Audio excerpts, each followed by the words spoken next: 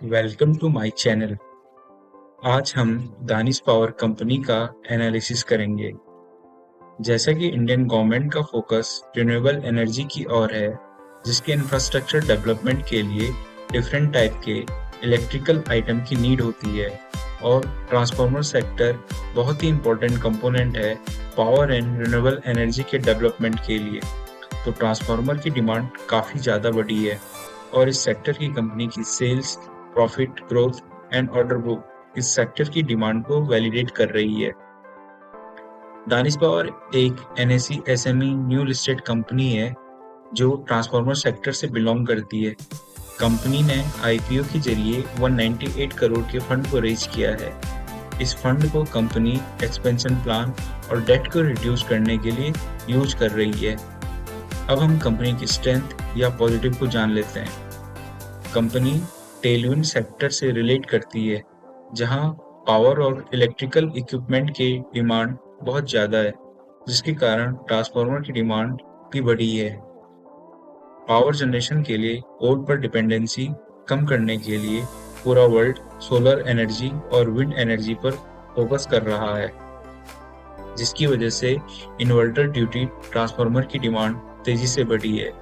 अब कंपनी के financial matrix को देख लेते हैं, जहां कंपनी का रेवेन्यू मार्च 2021 को 118 करोड़ था, जो मार्च 2025 को 425 करोड़ हो गया है, जो कि 4 टाइम्स ग्रोथ है, विच इज आउटस्टैंडिंग। कंपनी का प्रॉफिट मार्च 2021 को 3 करोड़ से बढ़कर मार्च 2025 को 79 करोड़ हो गया है, विच इज एस्टोनिशिंग। कंपनी अपने ऑपरेटिंग प्रॉफिट मार्जिन को भी इम्प्रूव कर रही है। 2021 में कंपनी का ओपीएम 4% था, जो बढ़कर मार्च 2025 में 19% हो गया है। कंपनी की बैलेंस शीट बहुत शानदार लग रही है। चलिए कंपनी के और फाइनेंशियल मैट्रिक्स को देख लेते हैं। कंपनी ऑलमोस्ट डेट फ्री है और डेट को रिड्यूस करने के लिए कंपनी ने आईपीओ के जरिए फंड रेज किया था। आरओसी कंपनी का 41% है, विच इज आउटस्टैंडिंग, और आरओई 29% है, विच इज गुड।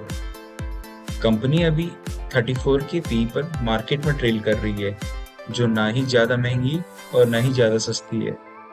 अब हम कंपनी के ऑर्डर बुक, कैपेसिटी एक्सपेंशन और बिजनेस स्ट्रेटजी को जान लेते हैं।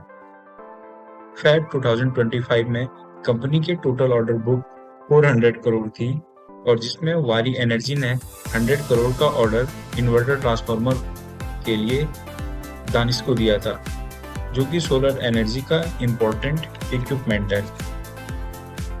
कंपनी अपनी एग्जिस्टिंग फैसिलिटी को 4681 MVA से बढ़ाकर 8000 MVA करने जा रही है, ताकि फ्यूचर डिमांड को विद इन टाइम कंप्लीट किया जा सके। ट्रांसफार्मर सेक्टर में बिग प्लेयर जैसे ट्रांसफार्मर एंड रेक्टिफायर इंडिया, वोल्टेन, जिनकी एग्जिस्टिंग कैपेसिटी पहले से ही ज्यादा है, बिग ऑर्डर उन्हीं कंपनीज को मिल रहे हैं।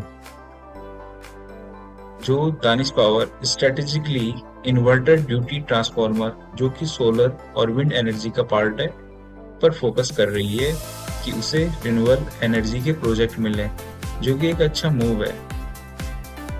चलिए अब कंपनी के वीकनेस या नेगेटिव के बारे में जान लेते हैं। Company main board NSE listed नहीं है।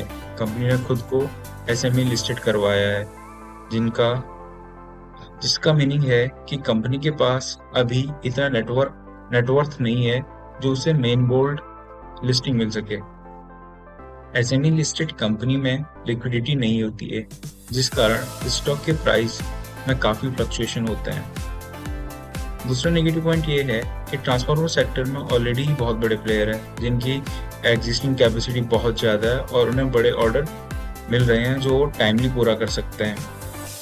तो कैपेसिटी एक्सपेंशन के लिए भी काफ़ी फंड की नीड होती है। तीसरा नेगेटिव पॉइंट ये है कि कंपनी के डेटर स्टे इंक्रीज कर रहे हैं, यानी ऑर्डर कंप्लीट होने के बाद फंड वापस कंपनी को आने में टाइम बढ़ रहा है। वैसे ट्रांसफार्मर सेक्टर में जहां रेवेन्यू ऑर्डर बुक पर डिपेंड करता है, डेटर्स डे हाई ही होता है, बट न्यू कंपनी जैसे दानिश को ऐसे इन्वायरमेंट में सरवाइव करने और ग्रो करने का बहुत बड़ा चैलेंज है। चलिए टेक्निकल एस्पेक्ट जान लेते हैं। ये दानिश का डेली चार्ट है। चार्ट अच्छा दिख रहा है और स्टॉक 50 मूविंग एवरेज के ऊपर ट्रेड कर रहा है, जो रिफ्लेक्ट करता है कि स्टॉक बाइंग जोन में चल रहा है। एक अच्छा वॉल्यूम स्टॉक को अप मूव देख सकता है, इस पर आपकी नजर होनी चाहिए। ये था दानिश पावर का एनालिसिस। वीडियो को पूरा देखने के लिए थैंक यू, और प्लीज चैनल को सपोर्ट करें, लाइक, सब्सक्राइब और शेयर करें ताकि ऐसे वीडियो मैं आप तक पहुंचा सकूं। धन्यवाद। Bye bye.